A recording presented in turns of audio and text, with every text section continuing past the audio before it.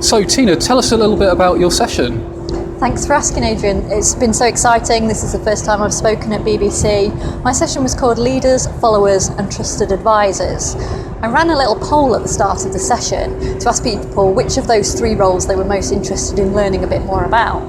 Unsurprisingly, Trusted Advisor was by far the winner of that poll, and only 2 people in a session of more than 60 people said that they wanted to hear more about the role of follower. But I think the role of follower is absolutely critical for all organisations. The emphasis that's placed on leaders is disproportional to the impact that leaders really have on their organisations. Research shows that only about 20% of the performance of organisations can be attributed to the performance of leaders, whether good or bad.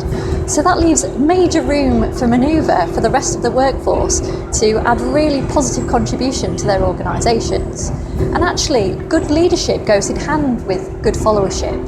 And when I first heard the term followership, it took me a minute to process it, because I thought, is that a skill? Is it a skill that I want to be better at? Is it something that's meaningful? Do I want to consider myself a follower? But what I've learned is that followership and good followership within organisations is what makes a massive amount of difference.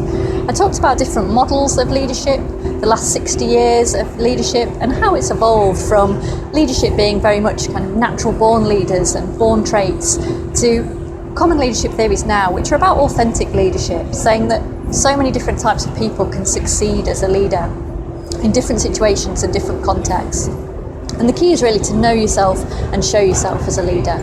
I also talked about different models of followership and how to be an effective follower. We have to apply both critical thinking but also actively contribute to our organisations. We can't be passive, we can't sit back.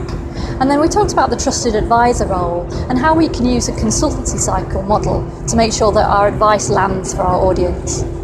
Fantastic. That sounds like a huge breadth of stuff that you covered there, Tina. It was a lot to pack into 40 minutes. Yeah. I mean, if you were to think of having like one key takeaway for people who perhaps weren't able to be at your session, something actionable, something that a practitioner could take straight away, what would that takeaway be? I think it would be around influencing skills. Business analysts tend to rely on one style of influencing, that we bombard people with facts and logic and information, and we expect that to land. We expect the evidence to have the same impact on others as it does on us. But that's not the only influencing style available to us. And some of the other styles that BAs need to really be aware of and practice, one of which is bridging, so making sure that we have good relationships with people so that they trust us, and they're not trusting all of the work and all of the thoroughness that we deliver to them. They trust us as a person, and that's going to make them be able to approve what we're trying to achieve much quicker. So I think BAs need to be aware of those different influencing styles, when to use them, the right context and the right audience. Fantastic. And putting you completely on the spot, Tina, if you think about the sessions you've attended, are there any particular takeaways or any particular themes that you're taking away from the conference this year? So I've just come out of a fireside chat between 2 really senior practitioners, Gladys Lamb and Lynn Alamo, and it was an amazing conversation. And some of the key themes that I took away were even the most senior people suffer from imposter syndrome. Managing egos is a massive issue at whatever level you are within an organisation, and that titles are less important than the way that we treat people, and it doesn't matter what your title is, focus more on solving problems and doing a good job for people around you. So that was an absolutely brilliant session. Yeah, focus on the outcomes, how we're making people feel and the difference we're making. Well, Tina, thanks very much for taking time to have a chat. Thanks so much.